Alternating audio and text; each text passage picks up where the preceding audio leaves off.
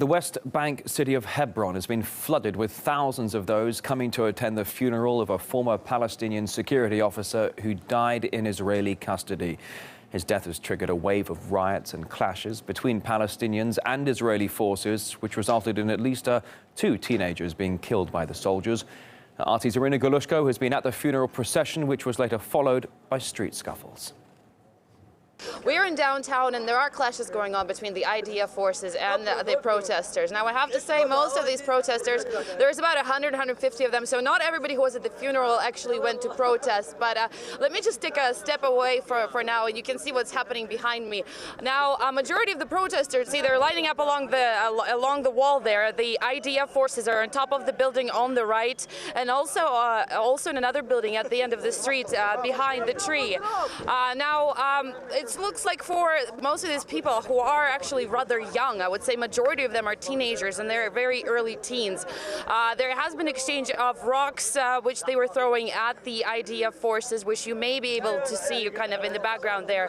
They were met with some rubber bullets as well as flash grenades and some tear gas canisters from the IDF forces. There has been rocket exchange between Gaza and Israel.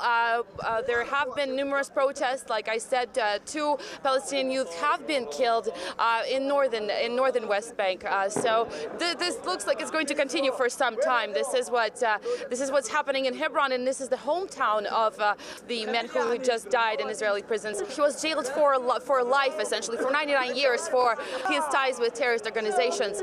But when his health started to give out, the Palestinian officials have asked Israeli officials to release him early, and according to Israeli officials, the paperwork wasn't processed fast enough and he died before that release could come. And of course his death just spurred this anger among Palestinians who have long been protesting the fact that there's literally thousands, there's almost 5,000 Palestinian prisoners in Israeli jails right now, and more than 100 of them have been there for more than 2 decades, and a lot of them actually have not received a proper handling of their cases. They've never even been charged with anything, just basically put in a jail and slammed there behind bars. All right, well, joining me live now from Ramallah is a well-known Palestinian human rights advocate, that of Dr Mazin Qumsiyeh. Thank you very much for joining us on RT today. Good to see you. Let's talk about this tension among the Palestinians. Certainly a lot of heightened emotions, getting very upset over Mr Hamdiah's death in Israeli custody. Can you explain to us one thing? Mr Hamdiah died of cancer, a terminal illness. He was not murdered by the Israeli prison officials here. Is this level of tension justified, do you think, among the Palestinians? Yes, because there's a lot of Palestinians who are in Israeli jails who suffer from medical neglect. And this is just one case of medical neglect which led to murder, basically. International law and human rights laws both recognize that people in custody must be afforded proper medical care. And in this case, this gentleman was not afforded proper medical care, was not even released to proper medical hospital to take care of him until his last days, basically, when cancer had metastasized. So essentially, I'm sorry, Dr Qumsiyeh. Essentially, okay. So as you're saying, regarding the Israeli prison officials, this is murder by neglect. But what about after the funeral procession? We had a correspondent Irina Galushko in downtown Hebron, and it got violent down there among the scuffles. But those who are engaging the scuffles basically are teenagers, are very, very young. Are they scuffling for a reason that is based upon this Mr Hamdiah's death in Israeli custody, or is it more than that? It's more than that, because it's not just Mr Hamdiah. There are many, many other Palestinians who suffer in Israeli jails.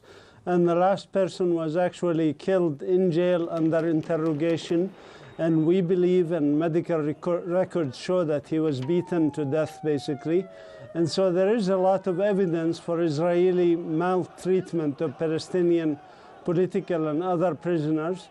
And so we Palestinians in general, the street in the Palestinian street is very, very angry about what goes on, that these are thousands of Palestinian prisoners, many of them held without trial even for months and sometimes for years. So the Palestinian political prisoners is a very big and hot issue on the Palestinian street. and it could indeed lead to another uprising. So as you say, the aggression and the tension on the street is affecting all ages of Palestinians, whether it's the teenagers, as we were mentioning a moment ago, or the elder ones as well. The one thing I think it's important to note is that the Hamas has already been firing rockets into Israel. Israel has retaliated, of course, as it always does. But it was just a few months ago in November when we had that historic Israeli strike, IDF strike on Gaza. Then we had a more or less a bit of a ceasefire over the past 4 months. Why start it all over again with a few rockets? Well, actually, both Hamas authority in Gaza and the Palestinian Authority in Ramallah are interested in maintaining quiet and have tried to keep quiet in their respective areas. The problem is that the Israeli occupation is escalating the violence against the Palestinian people. And the Palestinian street cannot continue to tolerate a situation of injustice perpetually, where quiet is maintained either by Hamas as an authority in Gaza or the Fatah and the Palestinian Authority in the West Bank. The Palestinian street, the people on the street, wants a movement, and we do not see any movement toward liberation. What we see is continued occupation, intensification of settlements, intensification of abduction and killing of people. I mean, just today there were 2 young people killed in Tulkarm, also 17 and 19-year-old. Yeah, we understand there were two teenage victims. There were 2 teenage victims today, ultimately having thrown rocks. So the IDF responded with gunfire. Palestinian human rights activist Dr Mazin Qumsiyeh. I wish we had more time for this. We don't. But a great pleasure indeed having you live on RT today. Thank you. Sorry.